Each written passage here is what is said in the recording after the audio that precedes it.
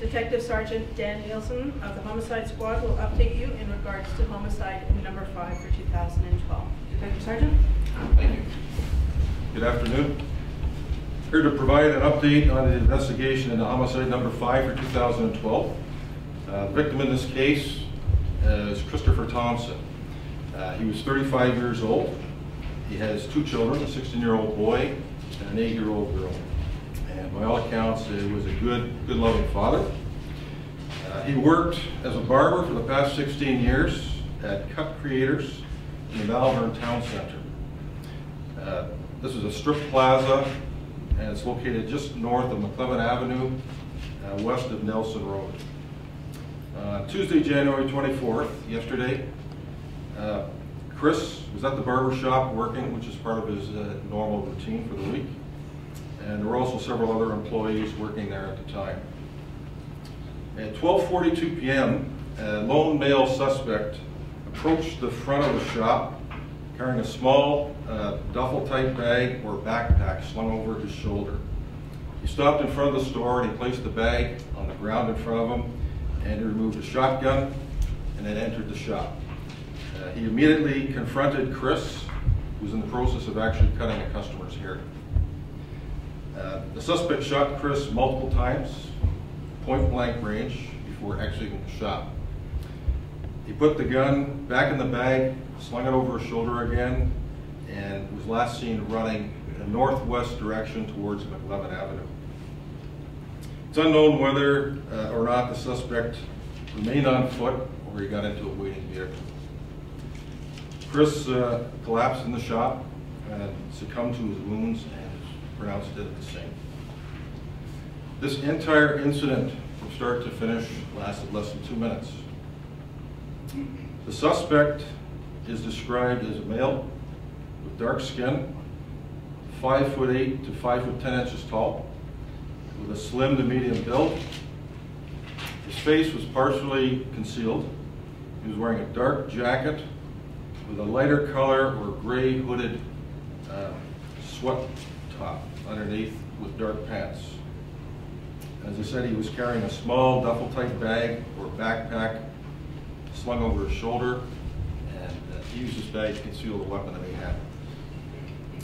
It's very clear from our investigation that Chris was specifically targeted in this incident. At this time, we just don't know why. No other persons were injured. At the present time, we're continuing to interview witnesses and gather evidence at the crime scene. There is good quality video surveillance in the plaza and the surrounding area, and we're in the process of reviewing that.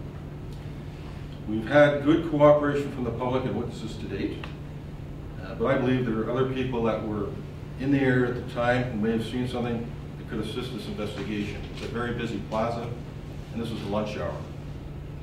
I'm appealing those persons to contact the Homicide Squad. Any information, even if it's thought to be insignificant, could assist this type of investigation. In addition, there were 1 to 2 other persons, customers in the store at the time of the murder.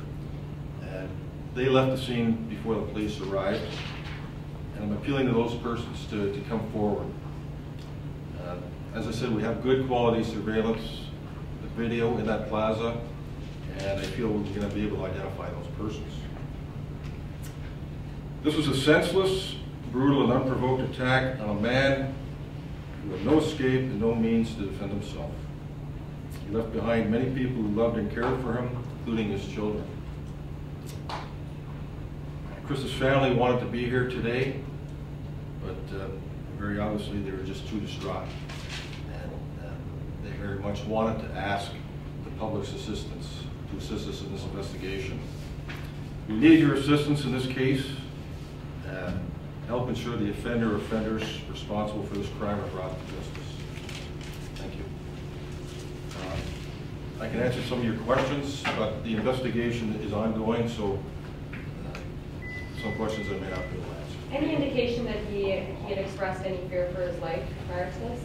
No, we don't have that. Are you investigating any possible links to recent murders in Scarborough or in the area? Yes. We always look into other crimes. To date, there's no evidence that this murder is linked to any other murders. Any What about the indication of previous any robbery other- conviction, sir? Is that play a component of this, his guilty plea to the 2 robberies in 2009? I'm not going to comment on that. He's known to police. The information is dated. That's all I'll comment on that. Do you believe he knew, back to Sergeant Nielsen, any of the suspects in the last few murders in the Scarborough area? Was he acquaintances with them? I have no information that he knew any of those people. Do you know if he knew Anthony Spencer, who was gunned down only a few days before, and whether there's any sense that there's any retaliation? Yeah, there's no indication at this point that there's any relation whatsoever to that case. But Dan, you must be kind of worried. Here's a guy who calmly puts down a bag, takes out his tools of his trade, walks in, fires a couple of times, and obviously knows how to use it because nobody else was hurt. The shotguns tend to spray. And then he calmly walks out, puts it in the bag, and then just leaves. I mean, this is a mark of a pro. It's a very, there's no doubt this is a very cool, cold-blooded crime. The shooter was very discriminating. There were no other people shot, and it's, as I said, it's very, very clear that he was targeting Chris. Did you get anything in his background as to why he would be targeted? As I said, we don't know why he was targeted. That's part of the investigation. The investigation is still very, very young, but very obviously, I'm appealing to anyone that could assist us in that with the motive in this case. I realize it might be evidence, but were any words exchanged at all between the shooter? There was no words expressed by the shooter. He just walked in and opened fire. Yes. Thank you. Has Tavis been in the area anytime recently? They may have. I'm not aware if they were or not. You mentioned the security photos. Will you be releasing those to the public if the people you're interested in speaking to don't come forward? It's something I'm going to consider, but at this time we're not. Then the surveillance was in the plaza, not inside. There was no, as far as you know, there's no surveillance inside the barber shop? No, there was no surveillance inside. It's all exterior. You said there were 2 people in the shop at the time. The customer who was actually in the chair, did that person stay to talk to police? No, that's one of the persons I'd like to speak to.